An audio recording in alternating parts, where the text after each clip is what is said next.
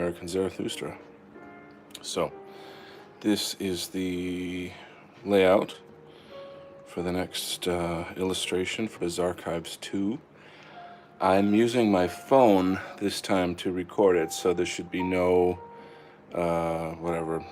issues with the focus that I've been having. Also closing in very much on the artwork for people to see more clearly. I think I'll turn the music down a touch, and then we'll get started.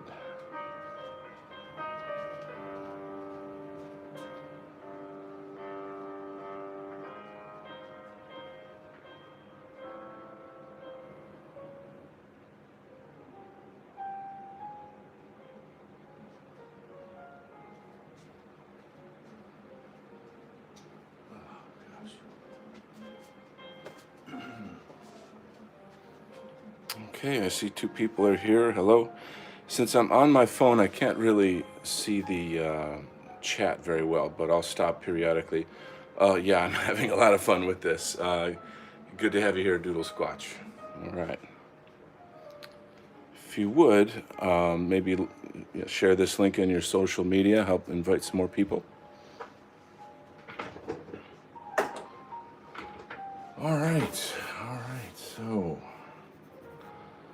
a lot going on here. I got the basics, and I'm gonna work it up. I have to say, I don't know if I would use the word nervous, but there's a certain cautiousness that one has at this stage where you don't want to screw it up, basically. So I kind of work it up until I feel comfortable with it. There's a few little areas that are not completely resolved, but I can get to that as I get to it.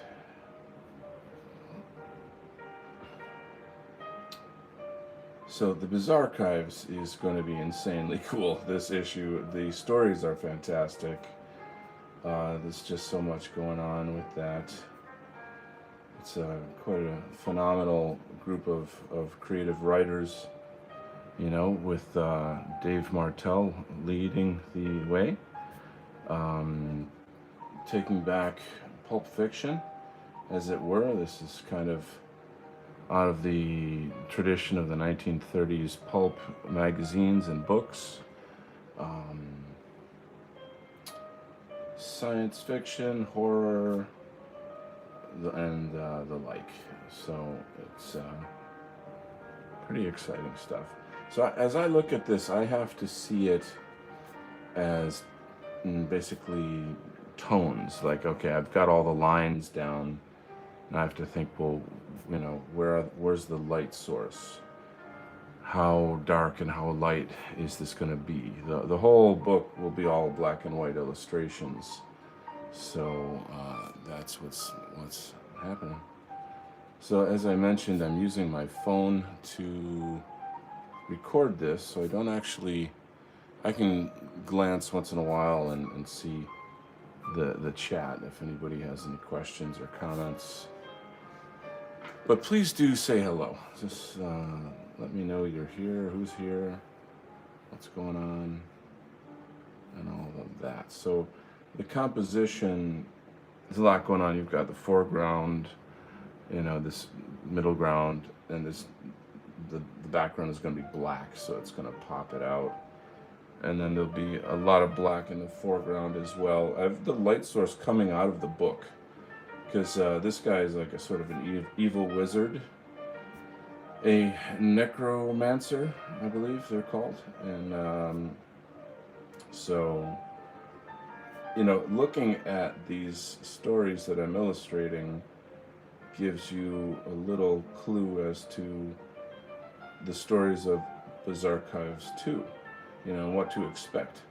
So it's really, really phenomenal. And after the success of the first one, submissions are pouring in faster than Dave can handle.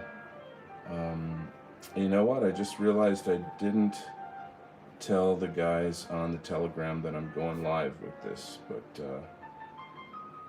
I'll just share the link later. I have some time and so I'm gonna do some work. You know what I mean? Sometimes that's how it goes. Um,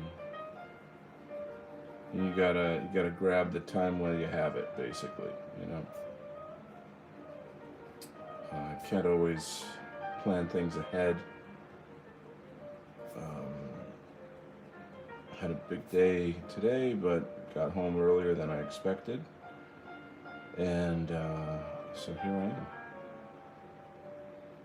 Like I said, say hello in the chat so I know who's here.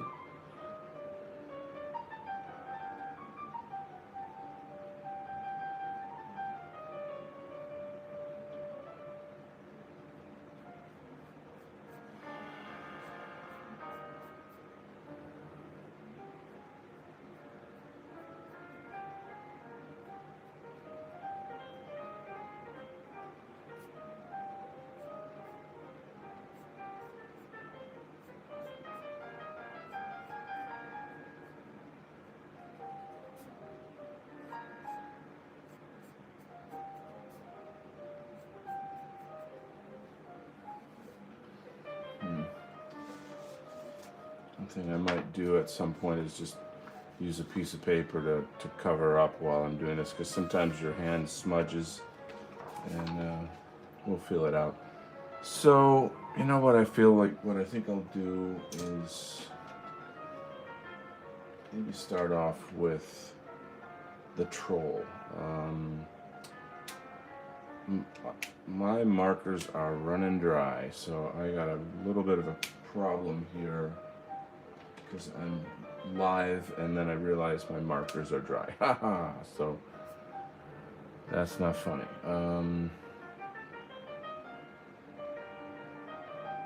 We'll see how far we can get with it. And that's no work.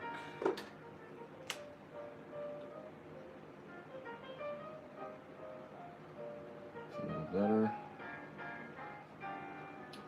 So with my art, I like it to have a loose quality to it. I don't like it to be so tight that it's just kind of stiff. You know, I want a certain liveliness to the work, and obviously the compositions are quite lively, but I feel like the line work should be lively too. There should be a sense of motion and life to the picture. The picture is has its own life, you know. It's sort of like being it's like Frankenstein's monster. I'm bringing it to life. Yeah. So, yeah, that's dry. These lovely little markers are $7 each, so it's not cheap doing this kind of work. You can buy sort of the ink refill-y things that you go back in and fill them up and whatnot, but whatever. Anyway, that's where I'm at. I'm really feeling like I'm going to start using some water or some ink wash on some of these. For the time being, I'm really enjoying these Copic markers. They're very common in the comic book industry. Um, they actually really are very versatile. There's quite a lot that can be done with them. There's a sort of as I was saying, like ink juice, if you will, and you use it to blend. There's no ink in this per se. It's just like the blending base, whatever that chemical is. I don't know. Okay. So yeah, it takes time to build it up. Got a new layout today with. Excuse me. With I'm using my camera to shoot this. And there will be no difficulty with the focus. The autofocus on my Logitech cameras are terrible. I went in and figured out how to change that before my last show, and it went ahead and tweaked out anyway. So now I'm kind of at a loss. If I'm. That's funny. That's the thing about me. I'm very patient with people, but not at all with machines. Oh, and here comes the commercial, so I'm going to turn that off because commercials are the bane of my existence. So I will shut that off.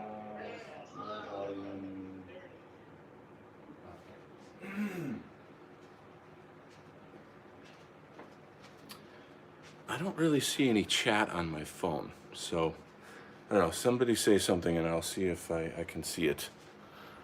But as of now, the way my screen is laid out, maybe I'm hitting. Let me see if I can click a button here and see what's going on. Some passes, such as live chat, all messages are visible.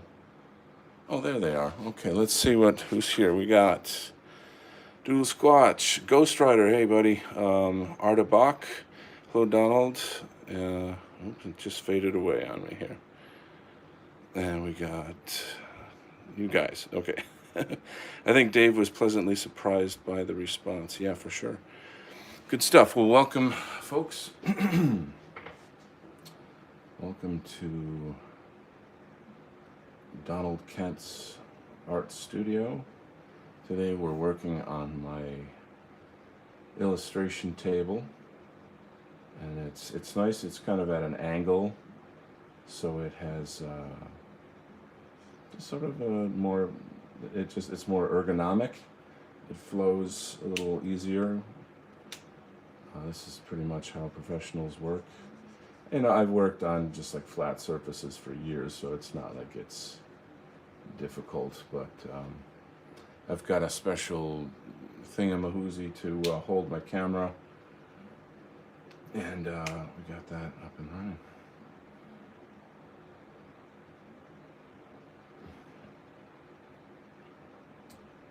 So there's always the question of how dark and how light things should be. And certainly, you're going to want to get the shadows in to lay it out and let it feel right. So I figure, they're in the woods here. So generally the light's going to be coming straight down.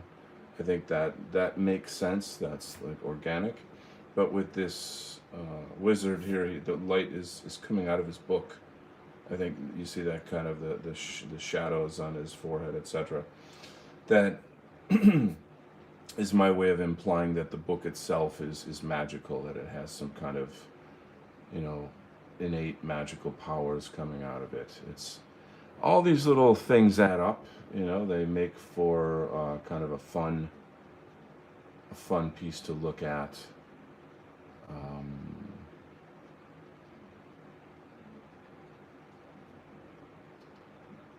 Yeah.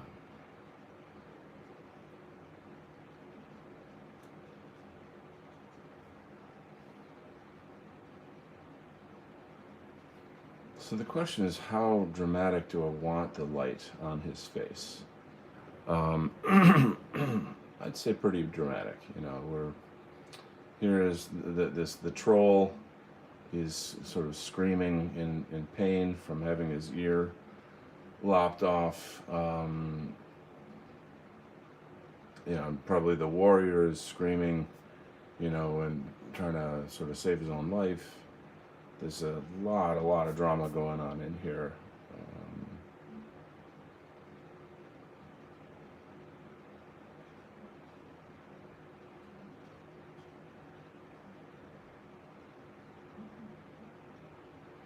The way it works with light and shadow is that, if you have something dark next to something dark, then you can't see it.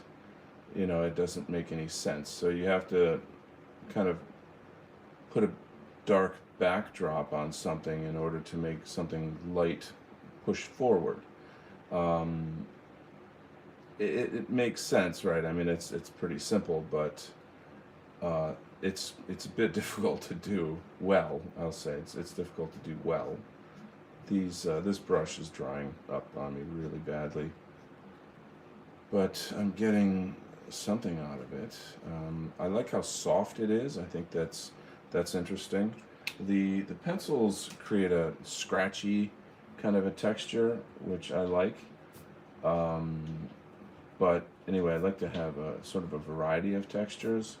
There's just so much happening in the piece. You've got textures, lights, movement, action. Um, in a sense, there's a lot of variety for your eye to look at. You really, I think you want to let people linger on a painting or a drawing illustration for as long as possible. In a sense, you're seducing the eye. You know. Let's take a quick look at the chat. Anybody else here? We got. Oh, not much going on in there. Okay. Well, let's just keep working. So this here is a 5. So that's quite dark. Maybe we will get into here a bit. So light and dark, they act. They work together. It's a kind of, I don't know what I want to say. It's almost musical in a way that they kind of go up and down and up and down, and they lead the eye around the page, lights and darks. But they also work to create a sense of depth. Space is obviously really important. This is a very tight picture. Like there's a lot happening in a fairly small space.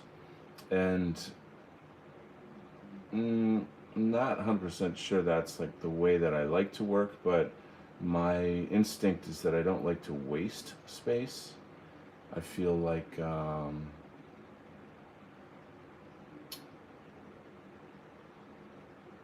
I don't want big dead areas of like just emptiness, So like the background is empty. I'm gonna make it jet black, and that'll pop everything forward really strongly. If you were looking at any of my other drawings, you could maybe see that. But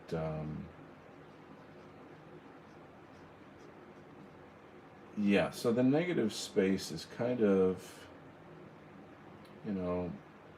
it functions. It's an important aspect of the overall piece.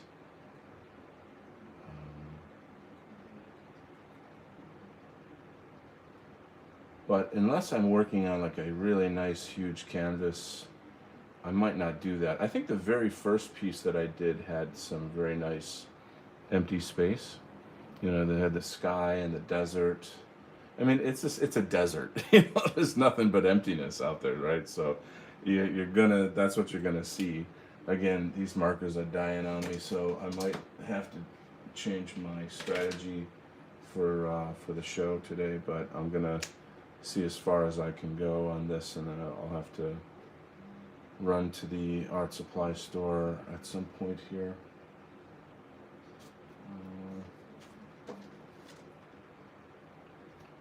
Dump some dollars into it,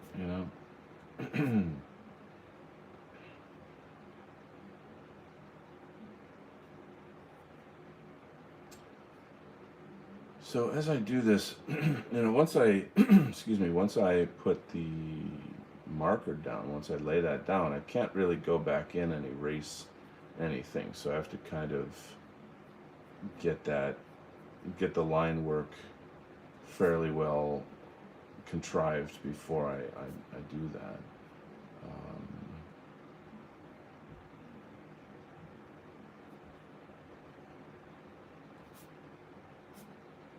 So I see myself doing this for every book that Dave will let me. This is, I would say, this is a long-term, business relationship, and very, very excited about it. As I've told Dave and others, this is very much a dream come true for me. This is the kind of work that I wanted to do when I was young. it's sort of like 13, 14. This was kind of my dream, to do this sort of work. And so I've done some stuff like this over the years, more for pleasure. Not a ton of freelance. I've like designed some role playing games. Rather, I've designed characters for role playing games. That's always fun. But with illustrating stories, I have a lot more freedom. I mean, granted, here's the story. This happens, and the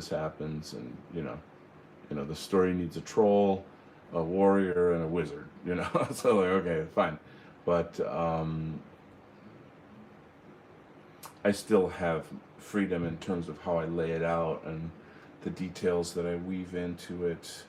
Um, Somebody once put it to me this way, that being an illustrator is something like being an actor, in which you're given the lines, you're given the script, and then you decide how you want to deliver the lines in the story, so to speak.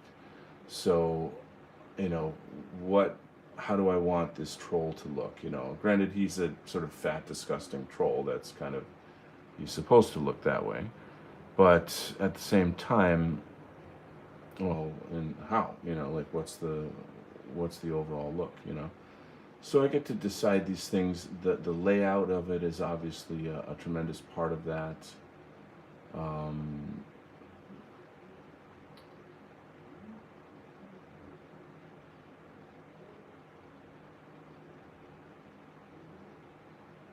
but I like that analogy. I find that to be pretty cool, because it sort of, in some way, kind of exemplifies like the role of the artist illustrator in these kinds of creative endeavors. you know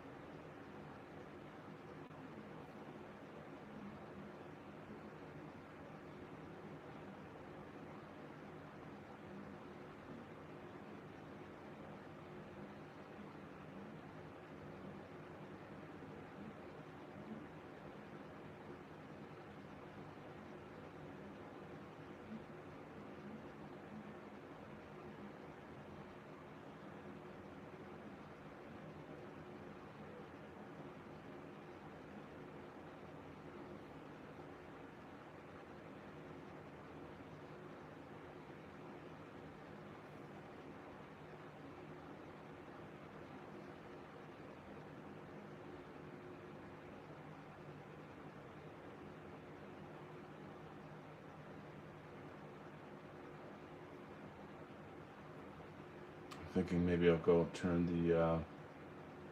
the music back on. I figure, I'm not going to use my space on YouTube to let somebody else advertise something. Unless it's, say, the White Art Collective, or something in our sphere. But I always think of like commercials as spiritual pollution.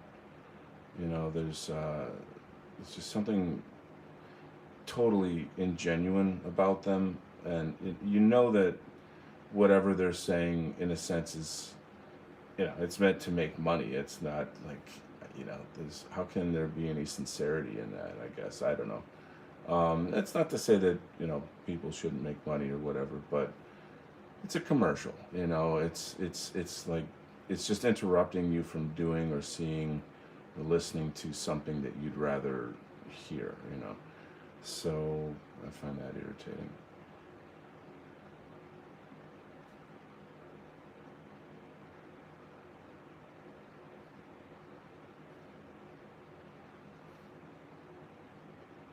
Give me a hallelujah if you agree.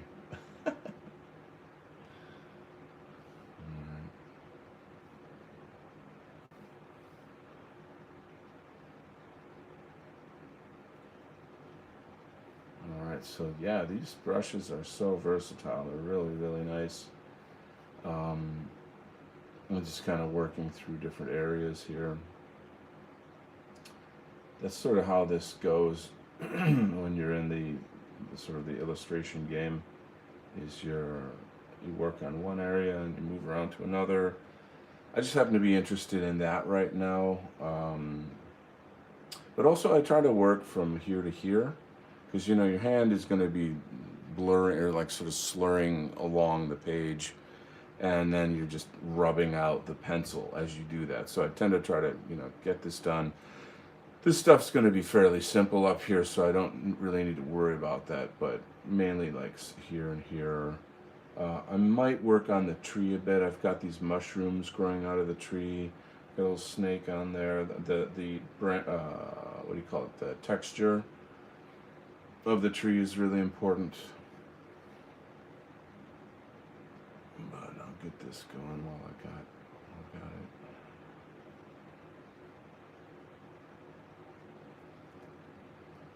I'm just thinking through some stuff here. Yeah. A lot of times you'll start a piece and you don't really resolve a certain area, like how, let's say, where the hand meets, like he's squeezing the man there, like he's a giant, he's holding this man in his hand.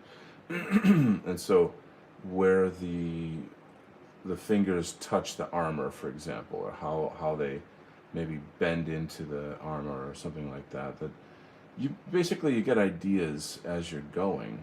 And that's part of what's awesome, frankly, about doing art, is that it's a living process. You'll have an idea, and you're working on executing the idea, but then you get into almost a meditative state while you're working, and then your intuition can speak. And that's a state of mind that we should really try to evoke just in our daily lives. That's just a kind of a quality of life, a sort of a spiritual endeavor, I guess, if you will. But in the arts, it's required, or not required. It's like it's essential. I don't required is a silly term for that, but so that's coming together slowly. Once again, markers drying out. I'm being very cautious. Let's see if we can get some lighter tones in there. That would help me a lot.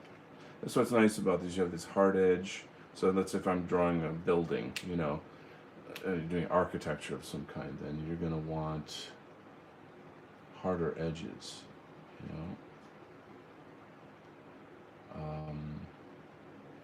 It's really, really, really fun working with Dave and talking about, well, what should this look like, or that, and he's really a natural artist. Like the way that he just communicates is really exciting to listen to. He's like a walking movie in a way, like the way that I don't know, he's just got so much bang, so much passion, and I feed off of that a lot in terms of you know, how I want it to look and stuff. And I'll be honest, you develop ventures like this, and your partnership is part of your motivation. You know, like when I do Imperium Art with Nullis, for example, I want him to be happy too. I want him to feel satisfied, you know, and I, as well as my guest and my audience.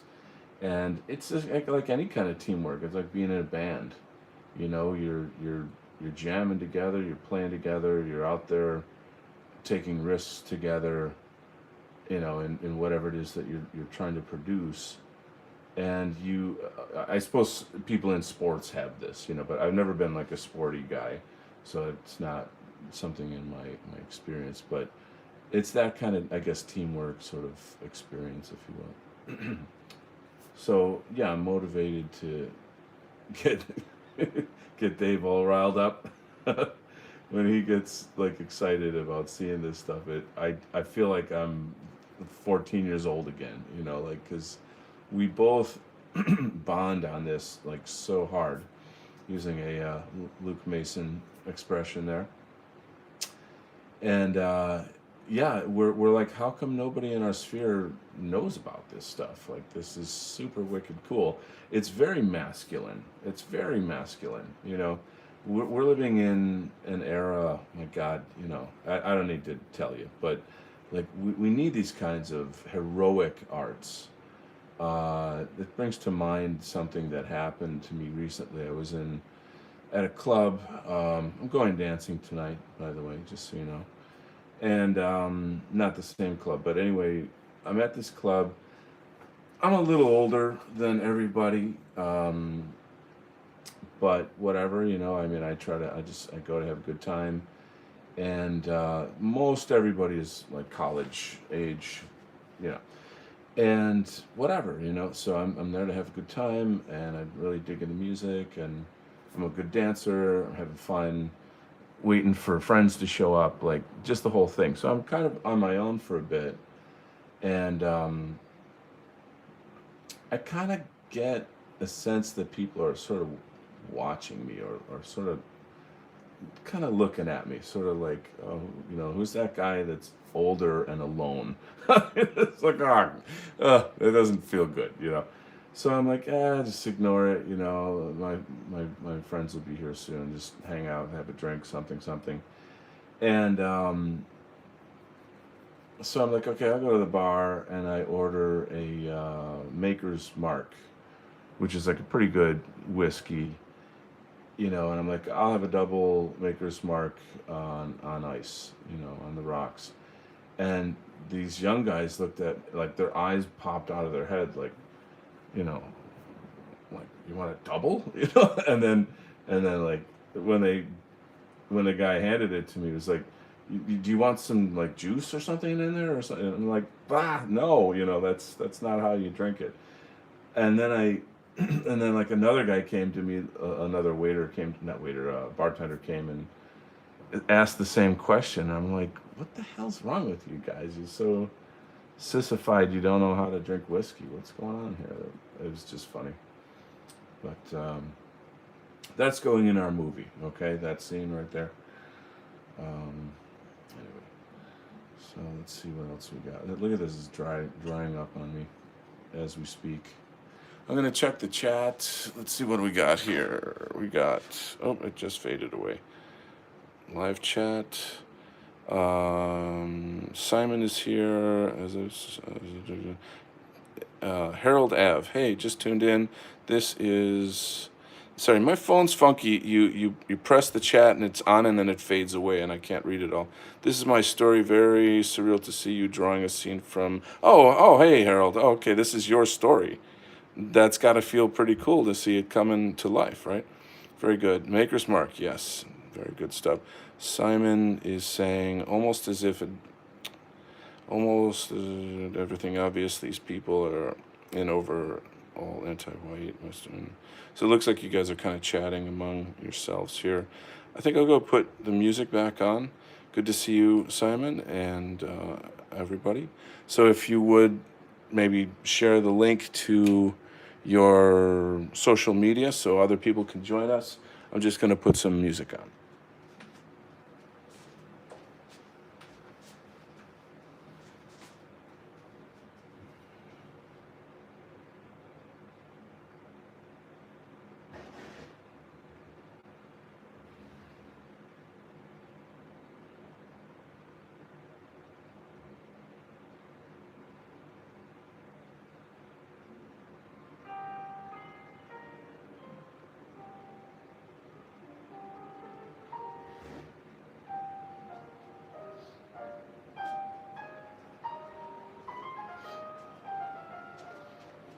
Okay, and away we go.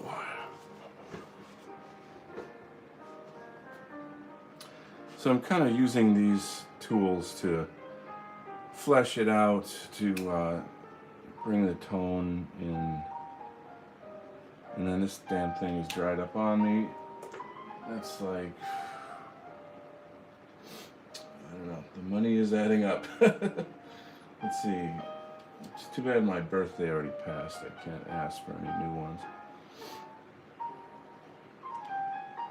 I'm gonna have to start a GoFundMe. Oh my god, look at that one. It's dried out too. Well, we might be just working with pencil.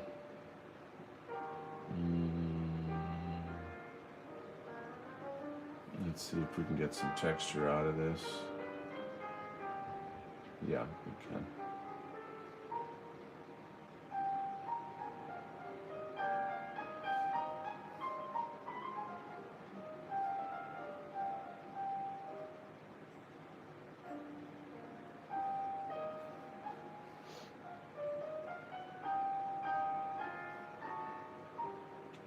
I know that doesn't make sense to your eyes right now, but it's, you know, it's something.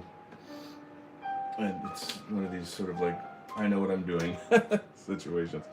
It seems weird, I suppose, you know, because you like, well, how does that make sense? Where does that fit in? But it will all make sense in the long run. So this is a 7 on a scale of 10. It's a very dark gray. I'm gonna put black, like jet black, behind it later. And so it'll come out very subtly against that jet black when I fill that in later. That's kind of much later in the game. But yeah, it just helps to pop out the foreground when you've got a dark background. And you kind of form the image. It's hard to explain. You like say the edge of his ear, it's defined by what's dark behind it, if that makes sense.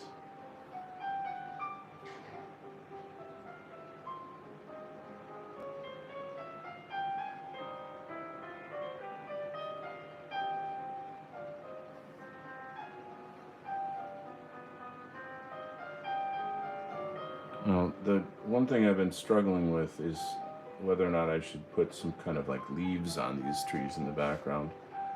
I will have some in the foreground, but how much kind of foliage do I want to use?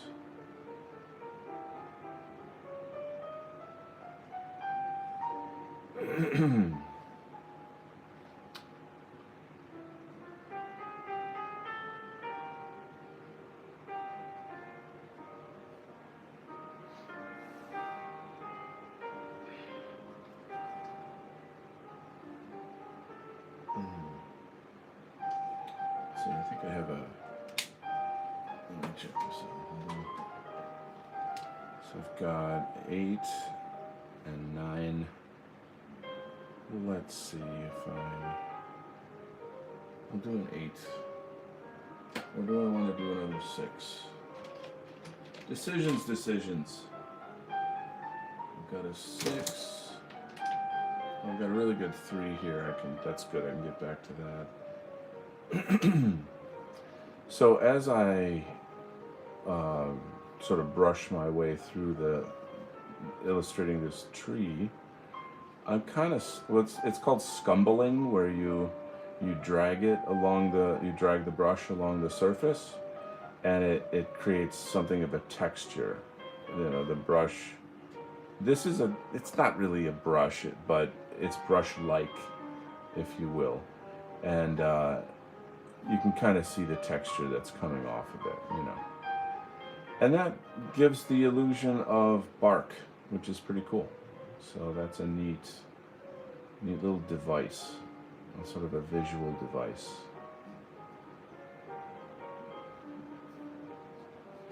And I'll probably tweak all that stuff later as well. I'm just laying it out.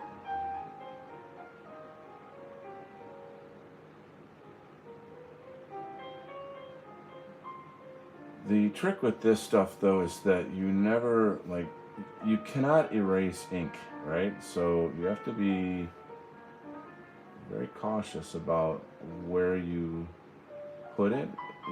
I used the analogy the other day about, you know, being an artist is like kind of being like a surgeon. You're pushing around these pencil lines and pencil lines you can erase, but when you're working with ink, it's quite different. The brush is literally breaking off the way that I'm holding it like that. I don't know how much more I'm going to get out of this one. It seems pretty dead. Another one for the marker, the Copic Graveyard. I'm going to have a little sip of water here. Any questions from anybody? Let's just take a peek. What do we got here? Harold, okay, yes, it feels amazing, mate. Yeah, as I say. Where are you from, Harold? Are you from down under? Seems like mate is a term used by like Englishmen and Australians. So I'm always trying to figure that out. All right, let's continue. Now here's a 9. Okay, so that's almost jet black, and as you can see, it's got you can see how it's darker, but it's subtly darker, right? It's not as much so.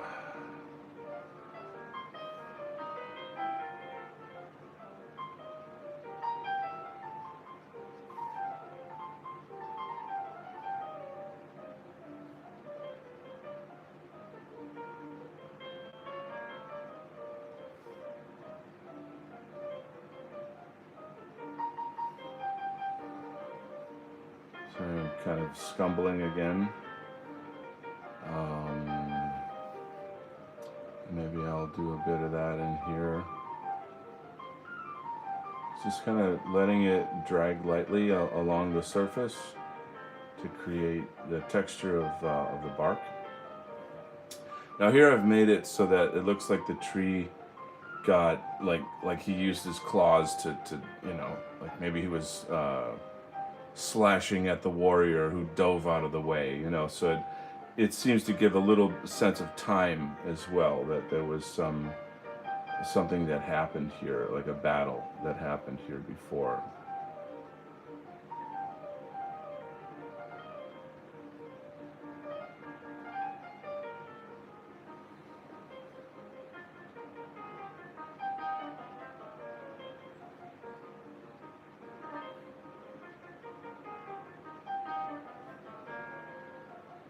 Okay.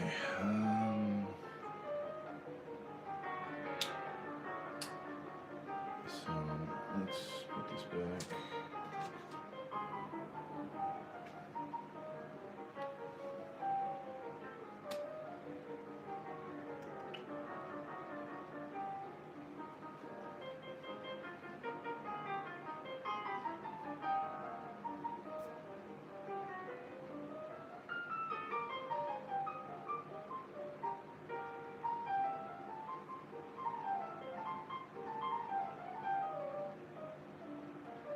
So with art, not everything is about outlining. You don't. In a sense, I'm painting right now. I'm literally painting with ink, You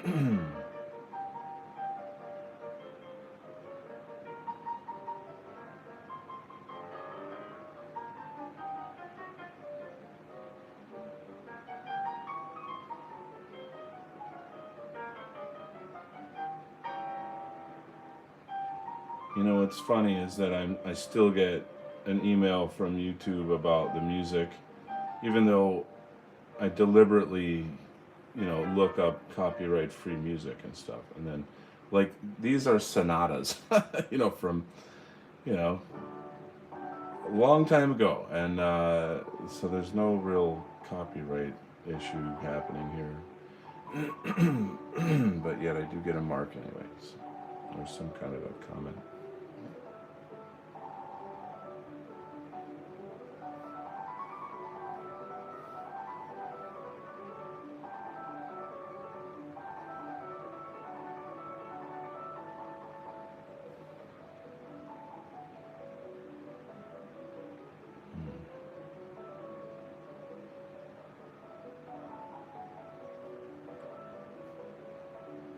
So you see how you layer it up? You kind of build up all the the tones. Problem is, I don't have the lighter markers that I need, so I can't do the things that I want. I'm just kind of working around that right now since I don't have the light. Yeah, they're all dried up, so that's just what it is. So I got to deal with that.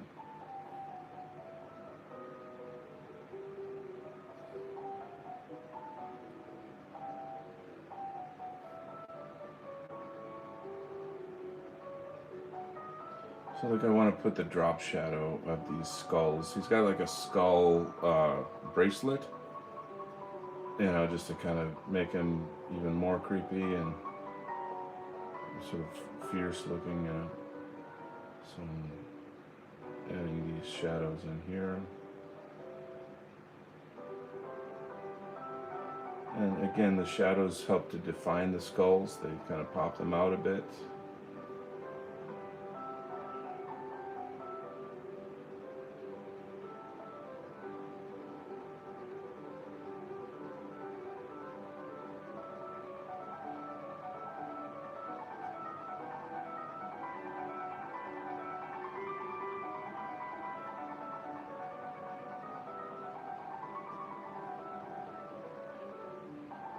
Alright.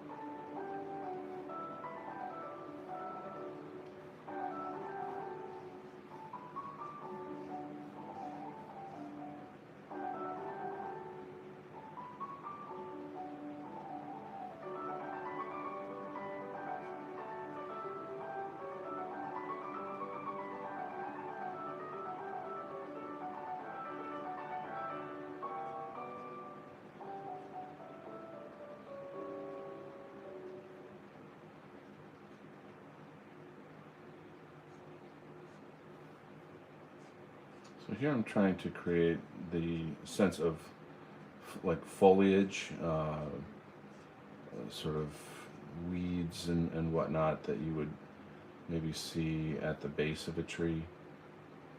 It just gives it a more lively, natural quality to it. And I'll have sort of leaves and foliage in there as well. Take a quick look at the chat. And probably heading to bed soon. Oh, you must, okay.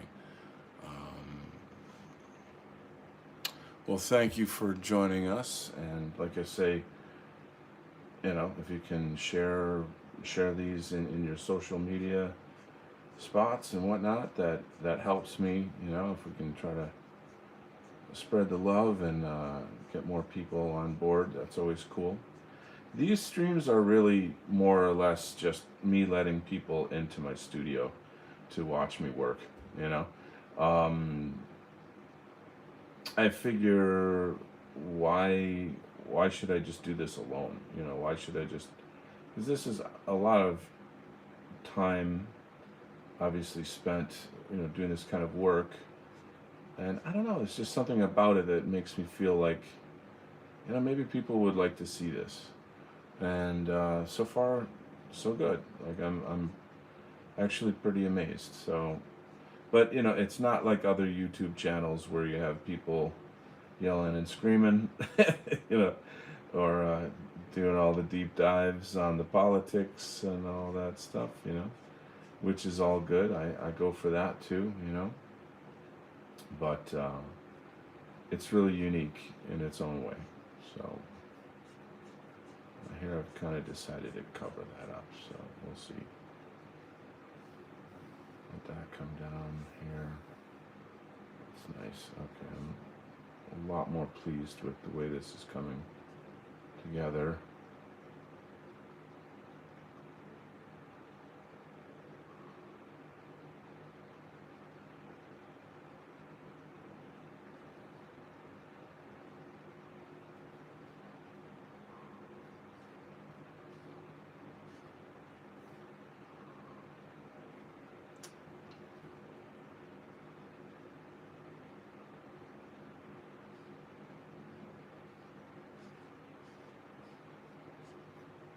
So I'm working on a new episode of Afternoon at the Museum with Joel Davis and Gio. Gio is a sort of a guest on Joel Davis's shows, and he's an artist as well. I had him on Imperium Art. Fabulous, fabulous Canadian vlogger, artist, influencer, thinker. Really, really good heart. Like he's just a tremendous man. I mean, like, wow. Like that's the kind of guy you'd want to be good friends with, just a really, really good person. So that's a joy. It's going to be really neat having them on the show. Of course, Gio is like really brilliantly outspoken in terms of the arts. Um, that's not like, say, Joel's expertise, which is fine. It doesn't need to be. That's the idea of the show, is that I'm trying to bring us back into our history in the arts, and make it so that people can just enjoy it. You don't have to have an art degree to enjoy art. It's not like that, right? So we're looking at Monday, and we're kind of finalizing a time. Scheduling shows with people in Australia is very hard to do. They're 12 hours ahead of us, so it can only usually be like early in the morning or late at night kind of thing. And I did a show. You know what? I feel like I want to get right into this. I did a show for XYZ magazine in Australia not long ago, and it was. I have to be careful of something. I just realized when you do this kind of work. See, I did it. The ink bleeds onto the next page, so I just. It's not that it's wasted. I can figure out, how to salvage that, but I'm just about to go heavy with some blacks, like some black ink, and I'll definitely ruin like maybe 2 sheets if I do that. So here I'm gonna go in and start pulling out the the background. Like I said, I want to make that super dark. Move that over for you to see, and it's maybe not like the more glamorous part of of doing illustration, But when you do have these really strong contrasts, things fall together. There's a certain beauty to it that's quite powerful. And honestly, I'd be content to work in black and white for the rest of my life. I love the it's bold, it's powerful, and even though there is no color, in a strange way, it sort of implies color. Like the eye likes to think or add color to it per se. It's kind of like, in life when we have problems we don't understand, our mind will try to fill in the blanks. It's really frustrating though when you have people who will take your words and maliciously, take them out of context or change what it is you said. There's a lot of people on the left that do that, like habitually, pathologically. But I don't know. I just went off on a weird tangent there, but it just reminded me of that. Anyway, I'm gonna shut up and do some inking, or should I keep musing? I don't know. So I gotta be careful about this guy's head. Like it can't. That is critical. That's a really, really important thing. To be careful about that.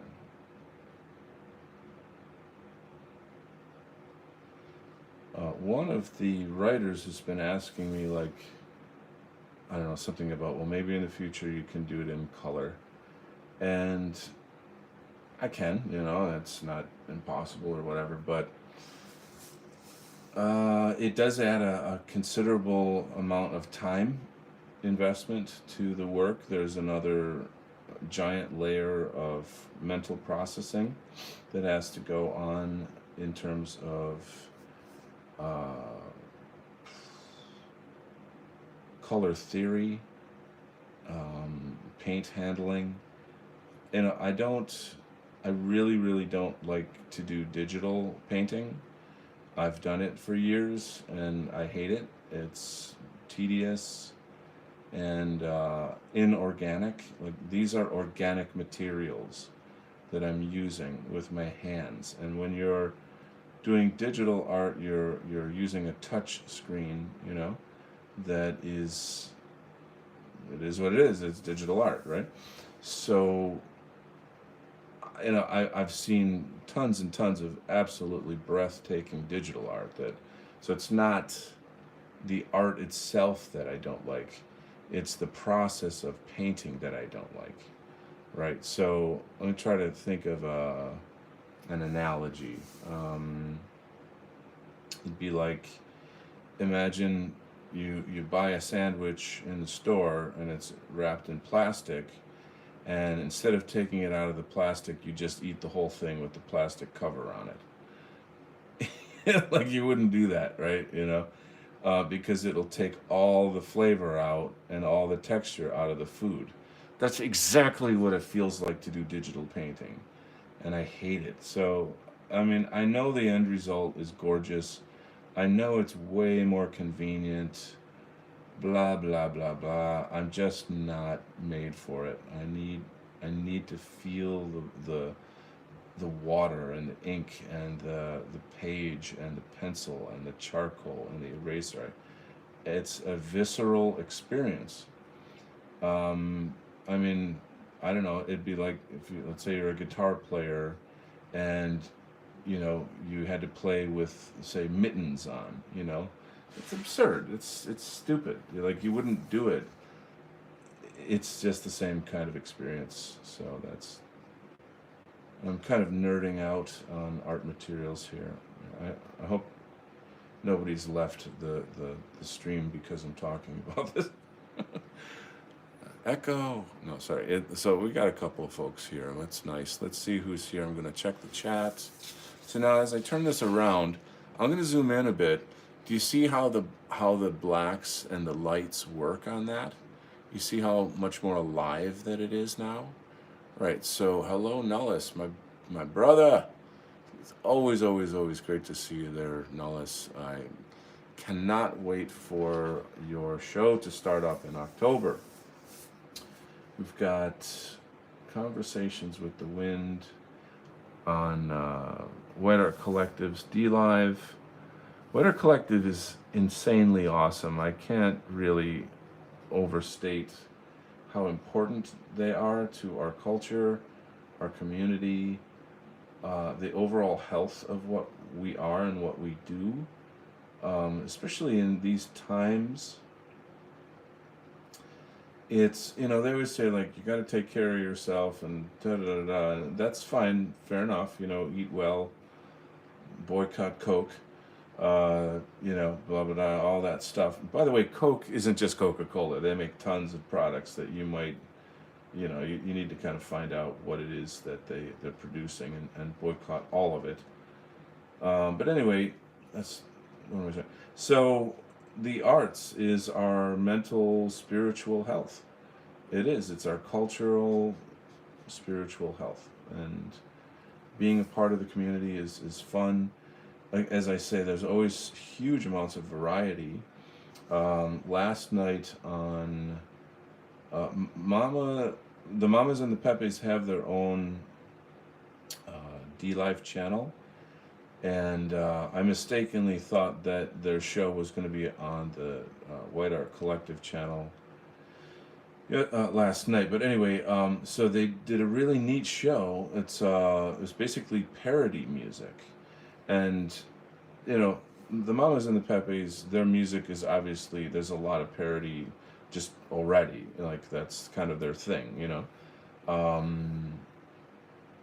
But they kind of went around to the other musicians in the collective and said, "Hey, do you have anything? Do you have any parody songs or cover songs?" And there's some kind of copyright issues. I don't understand how it works, but anyway, whatever the deal was, they had this parody show last night, and it was super cool. Unfortunately, I didn't catch the beginning of it because I was watching Jason Kuna do a roast on his channel, which was quite something. I would imagine that there was a lot of people watching it, and it's like one of those big things to discuss, in our community. But anyway, so what am I saying here? Okay, so, oh yeah, I had a song on there. It's I remade a song. I basically rewrote John Lennon's Imagine, and I titled it Reimagine. And in the song, I talk about, like, imagine a world not controlled by the you-know-who's. We're like, we know so much about how much control that they have, and to have that control over our own destiny, our own systems, our own media, our own education, our own culture, our own healthcare, pharma, blah blah blah blah blah, government, etc. You get the idea. So my song's really, really serious, though. It's not like, hey guys, let's have fun with parody music. It's a showstopper. It's a very heavy song. It's actually very sad. And I created a video for it as well. So I missed that. I don't know how well it was received on the show, but I was happy to have it on the show. For me, one of the major highlights of the show was Hyrith doing Angel of the Morning, I believe it's called. It's like I think of it as like a 1970s yacht rock or AM Gold classic. People today would know it from what's the movie? Deadpool. There was no, not Deadpool. It was on the movie called It, Stephen King's It. I don't want to talk about the scene. It's really gross, but Whatever. Anyway, it's a really really beautiful song. In Stephen King's film, it was used for comedic effect, but Hyrith is insanely incredible. She everything she touches turns to gold. She has the Midas touch, and so she slowed down the tempo. I don't know, man. There's just something so magical about her. Like she's truly otherworldly, and I know you think I'm simping right now. I am. That's okay. She's just extraordinary, and I don't know what inspired her to do that song. Of all the songs in the world, and she does that one. And not only does she do the song, but wow, it kind of it stops you. It really halts you, and it she holds the space. She stops time. It's quite powerful stuff.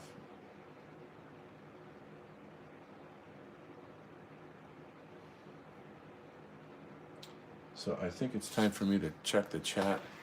My phone is telling me it's on low battery. It's classic, right? Let's have a look at the chat here. Hang on a second. And the music's gone as well. All right, Simon, we're allowed to simp on Hyrith. Yes, simping for whack is allowed. Thank you, gentlemen. I know I'm in good company. So, hey, Ulfric is here, my good friend Ulfric. That one was a great one. Oh, you tuned in. Cool. That's good. Hold on. Let's see. Again, this on my phone, the chat's kind of funky. No White Guild. Yeah, you should catch No White Guild's roasting. It was intense. Simon says American Zarathustra. The tree is looking very good. The bark is superb. Thank you. Dasani water is Coke. That's true. Let's see. Nola says season 3 will commence in the beginning of November. Oh, okay.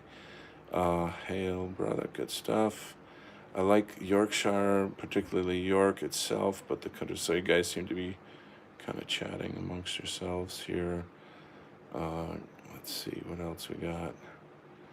Artabox says, yes, I watched an old film the other day.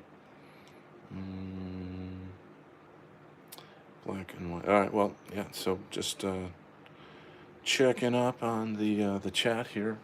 It's crazy to think that I've gone over an hour.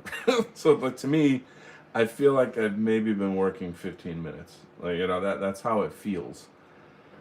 So that's the insanity of art is how it does this. It does this. And I think I really do kind of feel that there's a sort of a spiritual dimension to that when you're making or enjoying the arts, that time kind of stops or slows down. It transforms in some way. And we are living in time space where we're living in the third dimension. This is it's the stuff of reality. And if you can alter the perception of that reality, it's magical. It really kind of is. So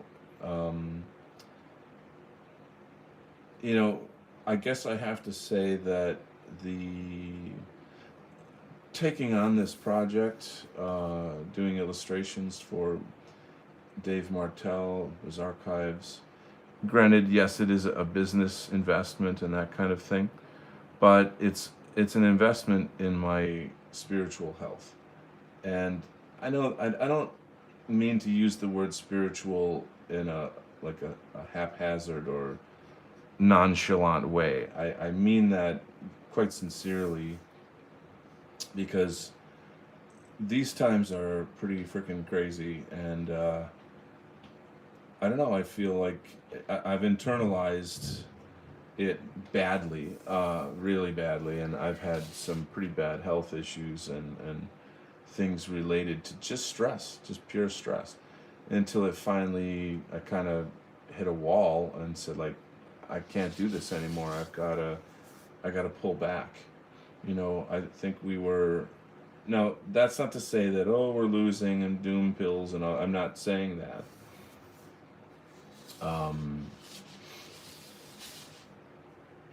That's a kind of a deeper dive into this discussion. it doesn't really make sense, but I feel more confident now than I've ever felt. So like, I don't know how to explain it, but there's something about like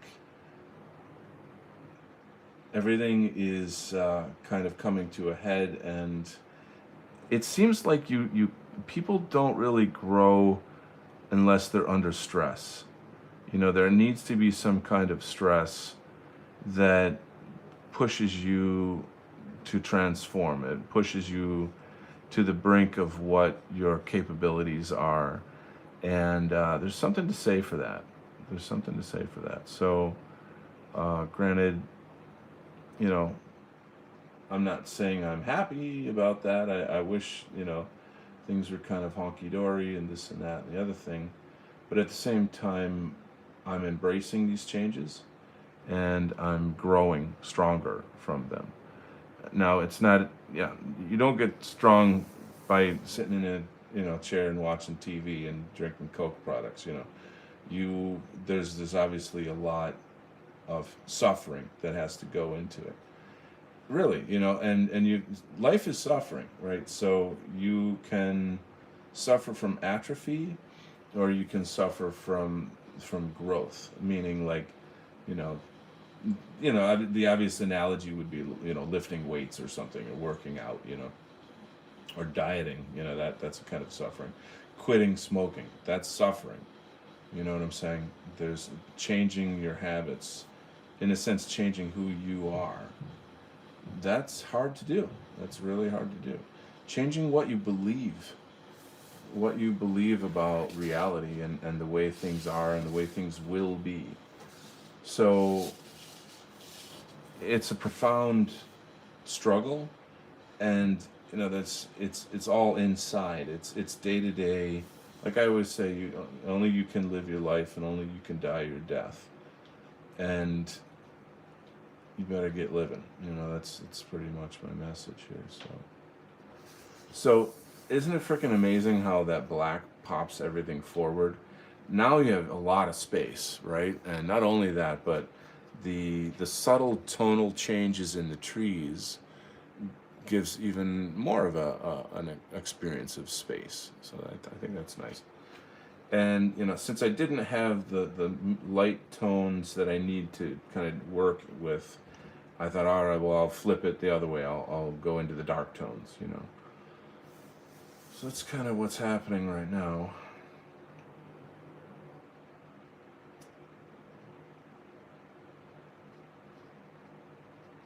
And I should say that with my artwork and freelance art, I listen to tons of audiobooks, lectures, podcasts. I mean, I've been doing this for years and years and years. So imagine being, I don't know how, gosh, try to figure this out. Like, since, like, imagine going to college for, like, 13 years. That's pretty much what it's like, because I've been listening to lectures and audiobooks and podcasts for about that long, doing freelance. And so the amount of knowledge that you acquire it's incredible. So you get to put together, it kind of like connect the dots on so many things. And to be dead honest, I mean, I feel like in the sort of the white positive sphere, we're more in the know about what's really going on in the world than probably most. But there's other levels of knowing of what's going on in the world. And that's where it gets tricky, is talking about sort of metaphysical things. We me, I'm wide open. I love discussion on these things. I take it like a buffet of ideas. I find it fascinating. So long as people are really doing it in goodwill, I don't see any problem in just free speech and sharing what people know. I do see that we all kind of filter everything through our egos. We filter things through our experience, through oh, you know, so many things that make us who we are, you know. So I always kind of take everything with a little grain of salt, but yeah, so I've been putting together a lot of things on a metaphysical level for myself, and I never claim to be perfect or whatever. I'm just a seeker, you know. I'm just working on that stuff, you know. But I feel like if people are not working on that stuff, that's a problem. You know, you gotta get into your life and into the stuff that makes your life meaningful. All right. Well, this is coming together real nice. I usually save this for the last. That's like the last thing I do. It's kind of like the dessert, you know, after my, eating my vegetables and whatnot. I just like it. I don't know how to explain it, um,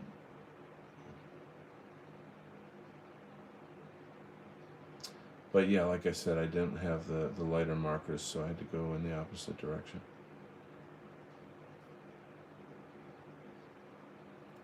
All right. So for anyone who's wondering, this strip here is nothing. The dimensions of the book are smaller than the dimensions of the art page or the paper that I have. This is kind of it's not super expensive, but it's a more quality kind of paper. So it's a little more absorbent, more archival. So there you go. Well, gang, I've been going for 76 minutes. Seems like that's a pretty long time to be doing this. Maybe I will not bore you anymore. I've got a couple people still here. Let me just check the chat real quick. Any questions or comments? Hopefully Jason makes use. Oh, you guys have been talking about Jason's roast. Let's see what we got here. Sorry, I'm just checking the chat. Poor. We're allowed to simp. Time flies when you're having fun. That's right, my brother. Great picture. Shading is always Sun Vessel. I don't know if we've met, Sun Vessel. Thank you for joining us today. What can I say? Hopefully Jason makes use of it. Yeah, Jason's video, I actually have been sharing that on other social media platforms to like normies, people like MAGA normies, to get them to see what's going on, and honestly, mocking out these people is a form of red pilling normies. It is. It's showing like, you know, like how can you blame us for trying to advocate for white children's well-being? That's how monstrous is it to be against that, right? So it shines a spotlight on these gatekeepers. Anyway, I will let you guys go. I'm not even sure how to shut it down from my phone here, but I want to thank you guys for coming. And there will be a lot more of these streams coming, so keep on rocking.